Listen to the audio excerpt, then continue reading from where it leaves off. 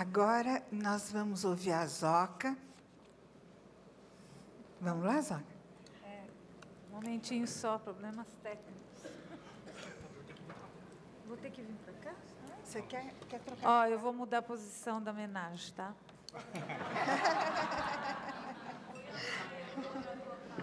Posso ficar no meio? Se permite? Isso aqui é um grupo Posso? excitável, né? Agora a menina pra lá e pra cá. Eu não vou sentar no teu colo. Para, cara.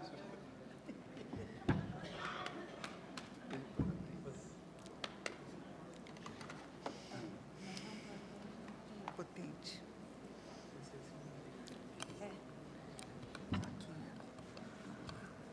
Bom,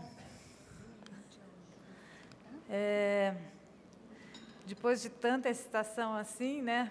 Eu acho que eu, na posição feminina hoje, vou trazer um tanto de angústia.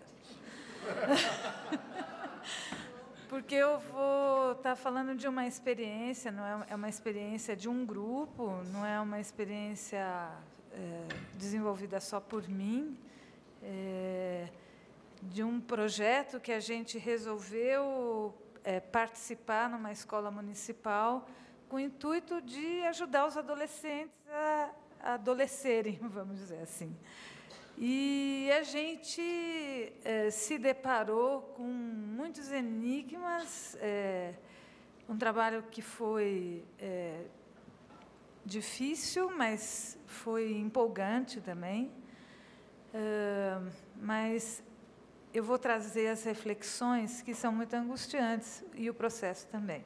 Então, sinto muito que entre excitação e eu no meio, eu vou ter que trazer esse pedaço, talvez como um papel, um velho papel feminino, né, da angústia. Então, peraí. Deixa eu só ver uma coisa aqui. Então, é o seguinte, eu vou contextualizar um pouco, né? Como é que surgiu esse projeto? Eu sou uma das coordenadoras da clínica social do Instituto de Bioenergética e atuo com os jovens na minha clínica particular. Então, assim, começou a surgir dentro do atendimento individual, a gente na clínica social atende individualmente e atende em grupo, mas dentro disso a gente tinha vontade de sair dos consultórios e fazer algum trabalho além. Tá certo. E, através de uma das terapeutas que participavam da clínica social, ela estava fazendo ajudando voluntariamente uma UBS do bairro da Vila Madalena, e ela começou a atender algumas adolescentes que estavam dando problemas, não só dentro da escola, mas fora da escola. E, a partir daí, começou um diálogo entre uma terapeuta que estava fazendo trabalho voluntário, a UBS, toda a equipe da UBS e a escola. No meio desse processo, ela pediu socorro. Gente, vocês não podiam ajudar e fazer algum trabalho junto? Então, resolvemos partir daí. Então, essa a questão. Então, o interesse de levar um trabalho social para a comunidade.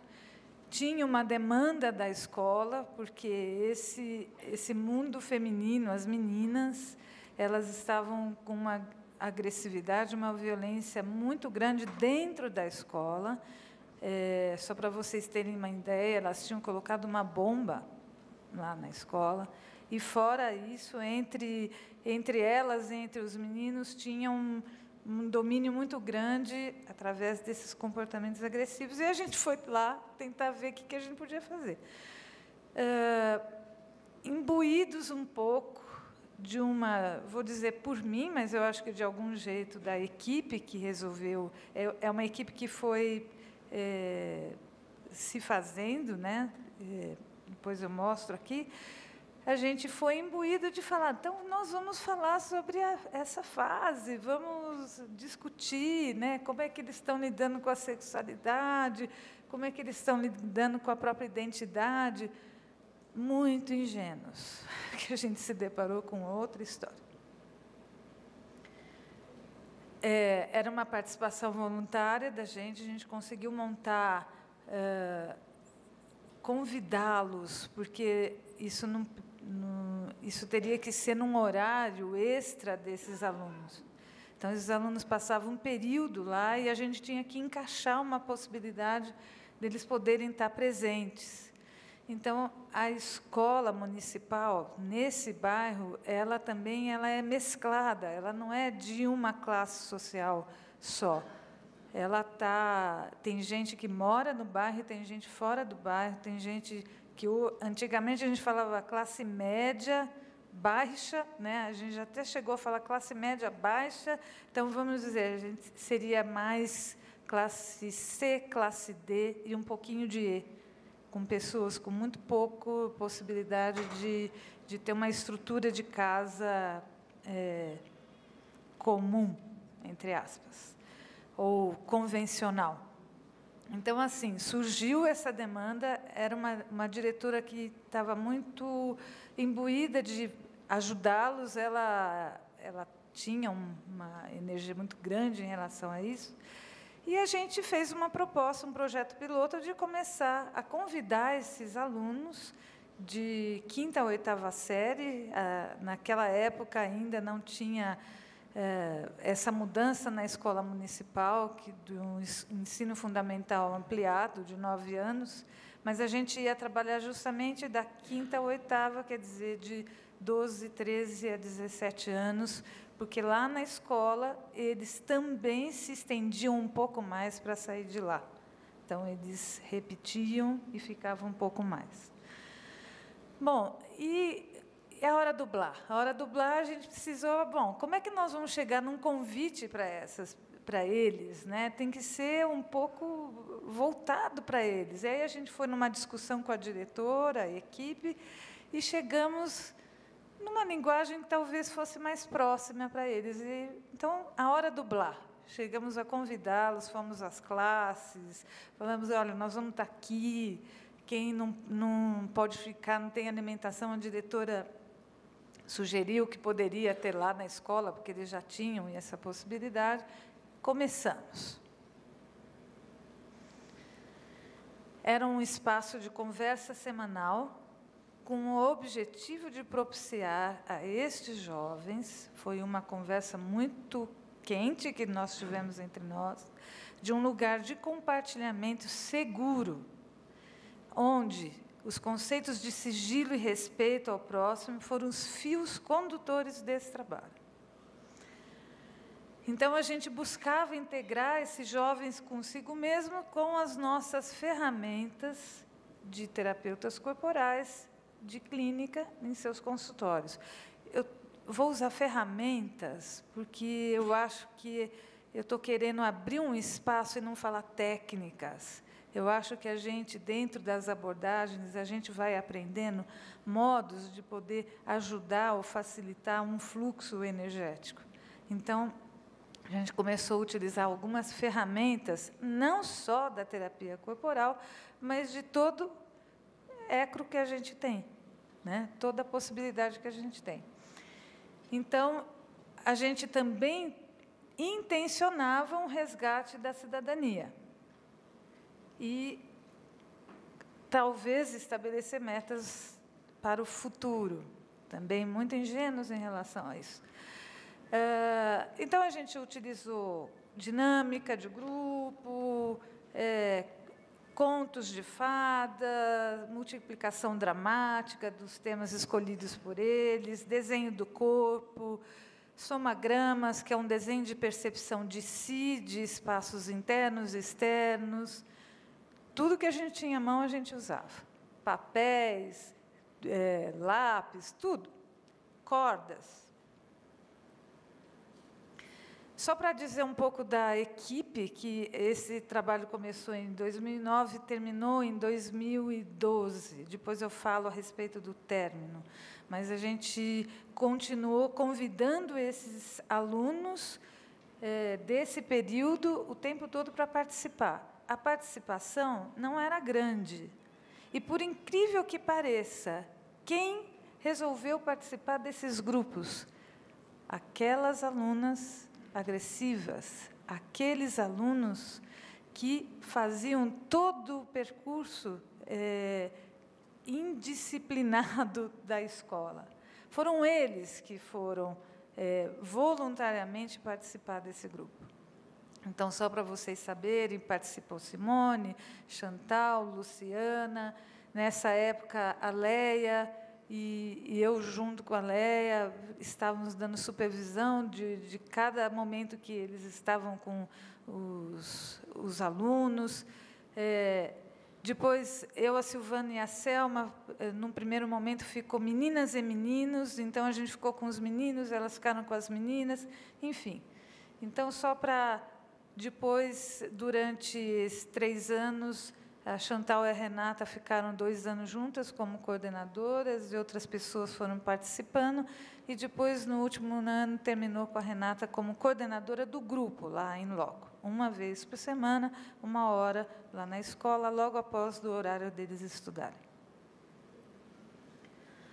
O tema das meninas era trazido por atitudes agressivas e atitudes violentas, inclusive na sala, porque a gente fazia isso num espaço da escola que a diretora conseguia. Cada ano era um lugar. Num ano era dentro da própria classe, no outro ano era dentro de uma biblioteca, que foi o melhor lugar que a gente conseguiu ficar. Porque a gente podia tirar as carteiras, a gente podia abrir as cadeiras, a gente podia fazer, tinha mais mobilidade lá.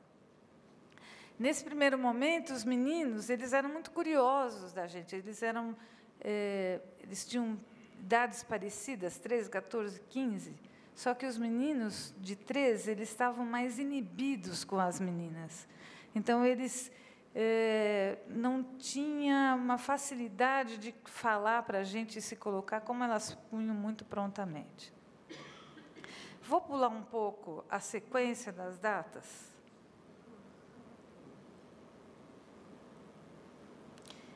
E vou dizer um pouco com o que a gente lidou. É importante eu trazer um pouco esse histórico para poder depois trazer as reflexões que a gente fez isso, e é isso que é o momento de mais angústia. O que a gente observava nesse convívio eram acontecimentos intensos dentro deles, eles não tinham repertório para lidar, tinham um repertório próprio, mas não tinham um repertório para lidar nesse convívio de grupo, pelo menos ali, enquanto eles estavam com a gente. Eles não conseguiam discernir os sentimentos e dos pensamentos. No grupo, isso provocava dispersão, agitação, entre aspas, indisciplina. E tinha muita excitação transbordando nesses corpos, como é próprio dessa fase, mas muita excitação. E, ao mesmo tempo, corpos muito pouco definidos. Então, sem capacidade de contenção maturada. Tinha uma angústia do indefinido. A gente percebia, mesmo nesse modo agitado ou disperso, o quanto tinha de angústia nessa indefinição. E uma relação muito caótica, vamos dizer, entre fantasia e realidade.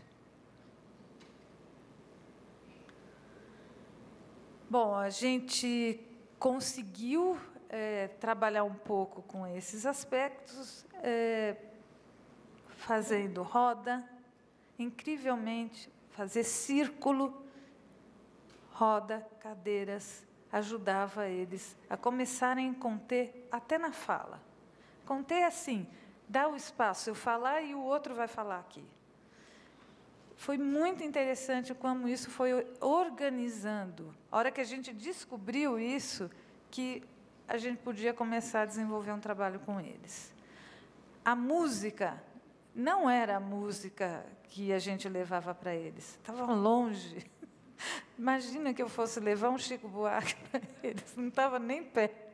Só que a gente foi descobrindo que eles tinham as músicas deles, o funk, o hip hop, e aí eles começaram a trazer e construir nas próprias atividades, as próprias músicas deles.